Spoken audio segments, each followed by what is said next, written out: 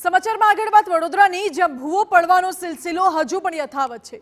હવે ઉર્મી 4 રસ્તા પાસે મસ્ત મોટો ભૂવો પડ્યો છે। મંદિર જવાના માર્ગ પર વિશાળ ભૂવો પડતા સ્થાનિકોને ભારે હાલાકી પડી રહી છે।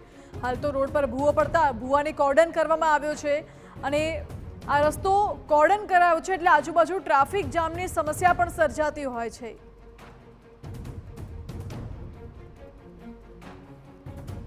આ દ્રશ્યો જુઓ, એટલો મોટો ભૂવો પડ્યો છે કે આખું વાહન આમાં ગરકાવ થઈ શકે એટલો મોટો ભૂવો। પાલિકાની પ્રી મોન્સૂન કામગીરી સામે સવાલો અનેક ઉઠે છે। શું આવી પ્રી મોન્સૂન કામગીરી કરી હશે અને કોન્ટ્રાક્ટરની કામગીરી પર પણ સવાલ ઉઠે છે કે શું કેવો રોડ બનાવ્યો હશે કે આટલો મોટો ભૂવો પડ્યો અને આખો રોડ જાણે કે અંદર બેસી ગયો હોય, સળિયા પણ બેસી ગયા હોય તેવા દ્રશ્યો અહીં જોવા મળે છે।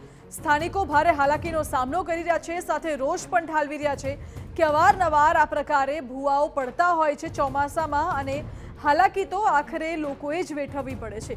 આ વખતે તો ઉર્મી 4 રસ્તા પાસે ભૂવો પડ્યો છે।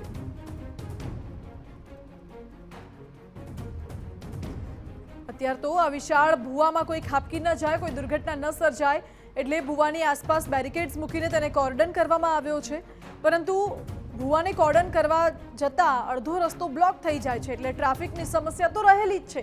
એક તરફ ભૂવા, વરસાદી પાણી ભરાયેલા અને એક તરફ ટ્રાફિકની સમસ્યાથી લોકો ત્રાહિમામ પુકારી ઉઠ્યા છે।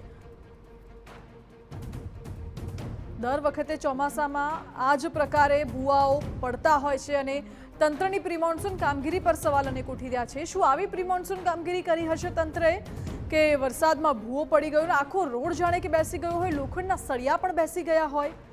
આ વખતે ઉર્મી 4 રસ્તા પાસે ભૂવો પડ્યો છે। અગાઉ પણ વડોદરાના અનેક વિસ્તારોમાં મહાકાય ભૂવાઓ પડ્યા હોય તેવા દ્રશ્યો પણ સામે આવ્યા છે। તંત્ર કેવી કામગીરી કરે છે અને કોન્ટ્રાક્ટર કેવી કામગીરી કરે છે તેને લઈને પણ અનેક સવાલો ઉઠે છે। જ્યારે તંત્ર કોન્ટ્રાક્ટરને રોડ બનાવવાના કે રિપેરિંગના કામ સોંપે છે ત્યારે શું કોઈ ધ્યાન નથી રાખતી? શું કોઈ માપદંડો નથી હોતા? અને આ ભૂવો પડે છે તો ભૂવો પૂરવામાં ક્યારે આવશે? માત્ર કોર્ડન કરીને મૂકી દેવાયો છે। વધુ જાણકારી આપી રહ્યા છે સંવાદદાતા પ્રશાંત। જી પ્રશાંત।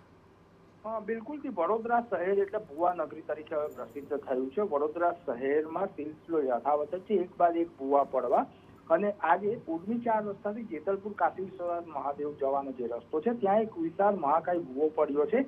આ ભૂવાને કારણે હજારો લોકો હેરાન થઈ રહ્યા છે। મહાકાય ભૂવાના કારણે ટ્રાફિક જામના દ્રશ્યો બી સર્જાયા હતા। ભૂવાની ફરતે બેરિકેડ કરવામાં આવ્યું છે, પરંતુ વારંવાર વડોદરા શહેરમાં ભૂવા પડવા અને આ સિલસિલો યથાવત રહ્યો ત્યારે તંત્રની કંઈ ને કંઈ નિષ્કાળજી છે। તંત્ર દ્વારા જે કામગીરી કરવામાં આવી છે તે ભ્રષ્ટાચાર સાથે કામગીરી કરવામાં આવી છે અને ચાડી ખાઈ રહ્યું છે। એક બાદ એક વડોદરા શહેરમાં ભૂવા પડવાનો સિલસિલો જ્યારે યથાવત છે ત્યારે તંત્રની ઉપર બી અનેક સવાલો ઉભા થઈ રહ્યા છે। જી પ્રશાંત, આભાર આપનો। તંત્રની કામગીરી સામે અનેક સવાલો ઉઠે છે અને સ્થાનિકોમાં રોષ છે।